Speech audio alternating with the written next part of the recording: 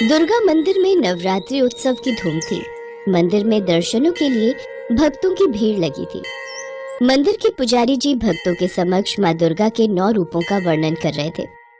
देवी दुर्गा जो शक्ति का प्रतीक है, ममतामयी माँ है। उन्हीं माँ आदि शक्ति देवी दुर्गा के नवरात्रि व्रत और पूजा बहुत ही फलदायी है। नवरात्रि के दिनों में माँ दुर्गा के नाम का जाप करने और माँ दुर्गा के 9 रूपों की पूजा करने से मनुष्य के सारे पाप धुल जाते हैं, साथ ही जीवन के सारे दुख दूर हो जाते हैं। माँ दुर्गा के नवरात्रि व्रत रखकर और उनकी पूजा करके मनुष्य जो भी मनोवांछित इच्छा रखकर अपनी झोली फैलाता है, माँ दुर्गा उसकी झोली में खुशियां भर देती हैं।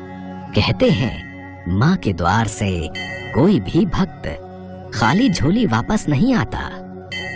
माँ दुर्गा अपने भक्तों की पुकार अवश्य सुनती हैं। दुष्टों का संहार करने तथा भक्तों का उद्धार करने के लिए माँ दुर्गा ने 9 रूप धारण किए।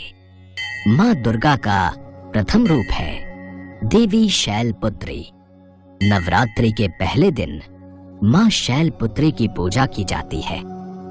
शैलपुत्री माता सती को कहा जाता है, जो माता का पहला अवतार था। सती राजा दक्ष की कन्या थी। राजा दक्ष द्वारा महादेव के अपमान के कारण माता सती ने पिता द्वारा किए गए यज्ञ की अग्नि में कूदकर खुद को भस्म कर लिया था। फिर अगले जन्म में पर्वतराज हिमालय की पुत्री के रूप में जन्म लिया और शैलपुत्री के नाम से जानी गई। बोलो माँ शैलपुत्री की जय। नवरात्रि के दूसरे दिन माँ ब्रह्मचारिणी की पूजा होती है। कहा जाता है भगवान शिव को पति रूप में पाने के लिए जब देवी पार्वती ने कठोर तपस्या की, वर्षों तक कठिन उपवास रखे और कई हजार वर्षों तक निर्जल और निराहार रहकर तपस्या की, माता के इस कठोर तप के बाद ही माता पार्वती ने महादेव को पति के रूप में प्राप्त किया था। इस कारण उनका दूसरा नाम ब्रह्मचारिणी पड़ा। बोलो माँ ब्रह्मचारिणी की जय। माता का तीसरा स्वरूप चंद्र घंटा के नाम से प्रसिद्ध है। नवरात्रि के तीसरे दिन माँ चंद्र घंटा की पूजा की जाती है। इनके मस्तक पर चंद्र के आकार का तिलक है। कहा जाता है कि विवाह के दिन भगवान शिव के रूप को देखकर उनके माता पिता और अतिथिगण भयभीत हो गए और देवी पार्वती की माँ मैना देवी मूर्छित हो गईं। तब देवी पार्वती ने चंद्र घंटा का रूप धारण किया और भगवान शिव के पास पहुंच गई। उन्होंने बहुत विनम्रता से भगवान शिव से एक आकर्षक राजकुमार के रूप में प्रकट होने के लिए कहा, जिसके पश्चात दोनों का विवाह हो गया। तब से देवी पार्वती को शांति और क्षमा की देवी के रूप में उनके चंद्र घंटा अवतार में पूजा जाता है। बोलो माँ चंद्र घंटा की जय। नवरात्रि का चौथा दिन माता कूष्मांडा को समर्पित माना गया है, जिनमें ब्रह्मांड को उत्पन्न करने की शक्ति व्याप्त हो। जो उधर से अंड तक माता अपने भीतर ब्रह्मांड को समेटे हुए हैं, उस शक्ति को कूष्मांडा कहा गया है। माता शक्ति स्वरूपा है, इसलिए उनका एक नाम कूष्मांडा है। बोलो माँ कूष्मांडा की जय। कार्तिकेय माता पार्वती के पुत्र हैं, जिन्हें स्कंद के नाम से भी जाना जाता है। जो स्कंद की माता हैं, वो स्कंद माता कहलाती हैं। नवरात्रि के 5वें दिन स्कंद माता की पूजा की जाती है, इसीलिए माता का एक रूप स्कंद माता भी माना गया है। बोलो स्कंद माता की जय।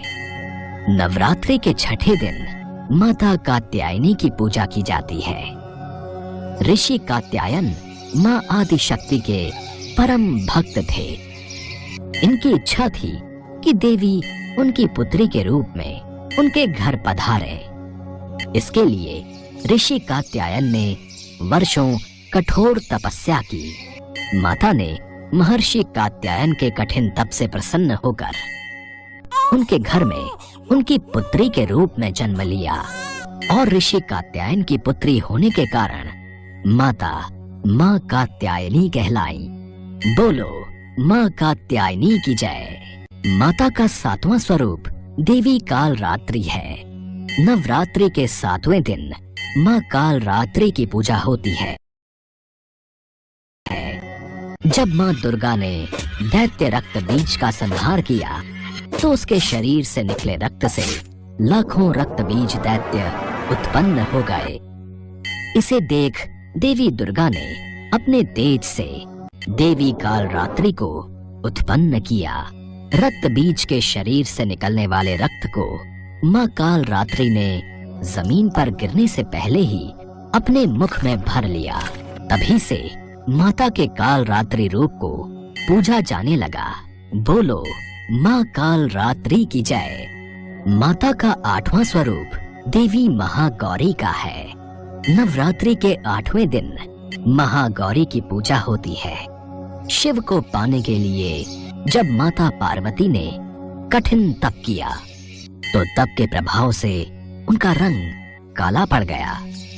तपस्या से प्रसन्न महादेव ने देवी पार्वती को पवित्र गंगा में स्नान करने के लिए कहा।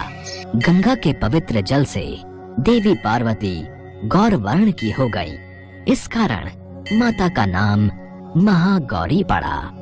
बोलो माँ महागौरी की जय। नवरात्रि के 9वें दिन माँ सिद्धिदात्री की पूजा होती है। माँ दुर्गा का आखिरी स्वरूप माँ सिद्धिदात्री है। ये माँ दुर्गा की 9वीं शक्ति है। पुराणों के अनुसार भगवान भोलेनाथ ने भी सिद्धिदात्री की कृपा से ही समस्त सिद्धियों को प्राप्त किया था। इसी कारण वे जगत में अर्धनारीश्वर नाम से प्रसिद्ध हुए। माँ सिद्धिदात्री की उपासना करने से भक्तों की सभी इच्छाएं पूर्ण होती हैं। इनकी पूजा करने से यश, धन और बल की प्राप्ति होती है। जो भी भक्त पूरे मन और श्रद्धा से माँ सिद्धिदात्री की पूजा करते हैं उनके जीवन के सारे दुख दूर हो जाते हैं और अंत में मोक्ष की प्राप्ति होती है। बोलो माँ सिद्धिदात्री की जय। भक्तों, आप सभी माँ दुर्गा के 9 रूपों की पूजा करो। दुखियों की सहायता करो, गरीबों को दान पुण्य करो, सदैव सत्कर्म करो, कभी भी किसी से ईर्ष्या मत रखो, सदैव प्रेम से रहो और अच्छाई के मार्ग पर चलो, तो आप सब भक्तों को माँ का आशीर्वाद अवश्य प्राप्त होगा। जय माँ दुर्गा। सभी भक्तों ने भी पुजारी जी के साथ माँ दुर्गा के नाम का जयकारा लगाया। माँ दुर्गा के नाम के जयकारे से पूरा मंदिर गूंज उठा।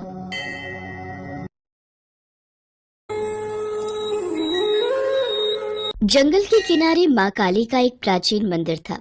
दिन के समय वहाँ भक्तों की भीड़ लगी रहती थी, पर शाम के समय मंदिर के पंडित जी मंदिर के द्वार पर ताला लगाकर पड़ोस के गांव में बने अपने घर चले जाते थे। एक दिन पंडित जी जब शाम की पूजा करके मंदिर का द्वार बंद करके घर जाने की तैयारी में थे, तभी वहाँ एक आदमी आ पहुँचा।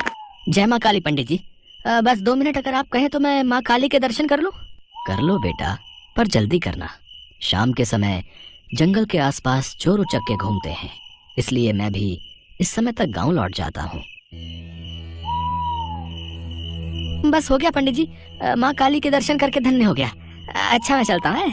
वास्तव में वो आदमी कोई साधारण इंसान नहीं था, बल्कि उसी जंगल के नजदीक बने एक दूसरे गांव में रहने वाला राजू नाम का चोर था। राजू कई दिनों से माँ काली के मंदिर में चोरी करने के बारे में सोच रहा था। आज पंडित जी के जाने के बाद वो मंदिर का ताला तोड़कर माँ काली के मंदिर में लगा सोने का घंटा चुरा लेता है। हे माँ काली, आप तो जानती हो चोरी करना मेरे लिए कितना जरूरी है। अगर मैंने चोरी नहीं की तो घर पर मेरी पत्नी और दोनों बच्चे भूख से मर जाएंगे।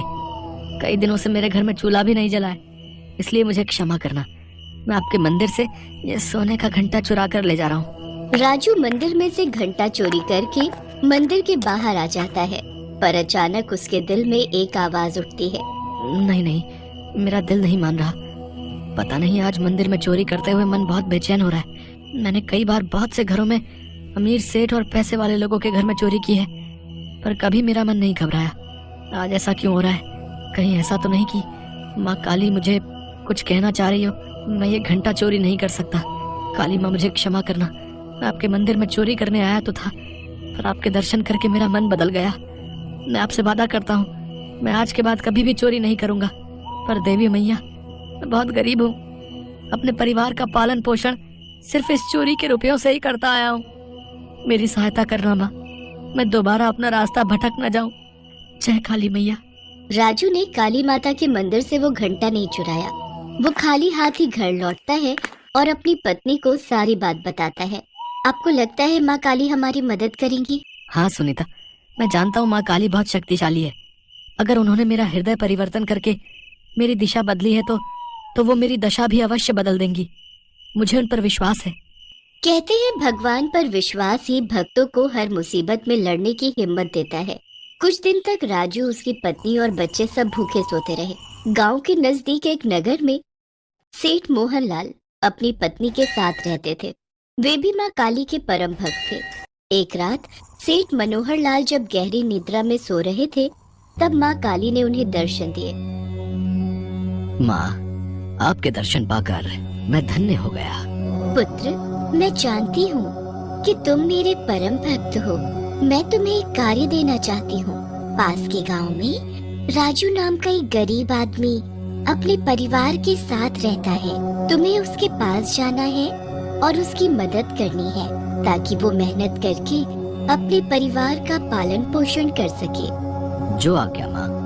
इतना कहते ही माँ काली अंदर ध्यान हो गई। अगले दिन सेठ मनोहर लाल राजू के घर का पता पूछते हुए उसके घर पहुंचता है। राजू, मुझे घर पर काम के लिए एक व्यक्ति की जरूरत है। क्या तुम मेरे घर पर काम करोगे? मैं आपको जानता नहीं सेठ जी, आपको किसने भेजा है? राजू, मैं जानता हूँ तुम माँ काली के भक्त हो। वैसे ही मैं भी माँ काली का भक्त हूँ। समझ लो, उन्हीं की आज्ञा से मैं तुम्हें लेने आया हूँ। राजू समझ जाता है कि हो ना हो माँ काली ने उसकी मदद के लिए सेठ मनोहर लाल को उसके पास भेजा है। सेठ मनोहर लाल राजू के हाथ में खर्चे के लिए कुछ रुपए देते हैं।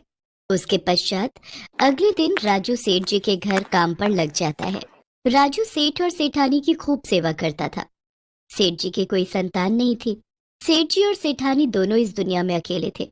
एक बार सेठानी बहुत बीमार पड़ गई, तब राजू ने उनकी बहुत सेवा की।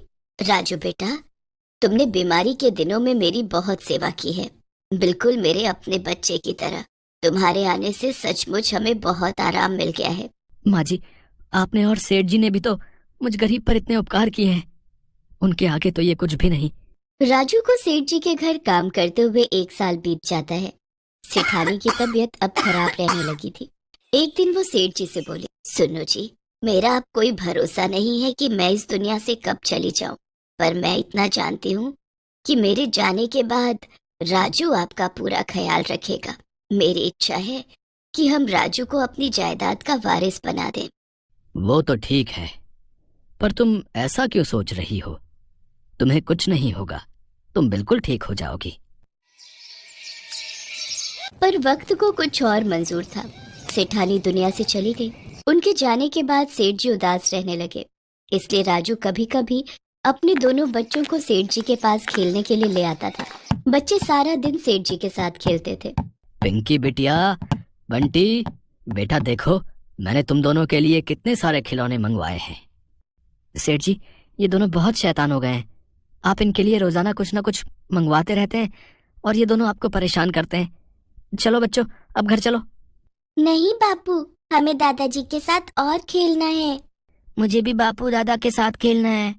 बच्चों की मीठी मीठी और कोमल बातें सुनकर सेठ जी की आंखें भर आती हैं और वो राजू से कहते हैं, राजू, तुम सबका साथ पाकर मेरा परिवार पूरा हो गया।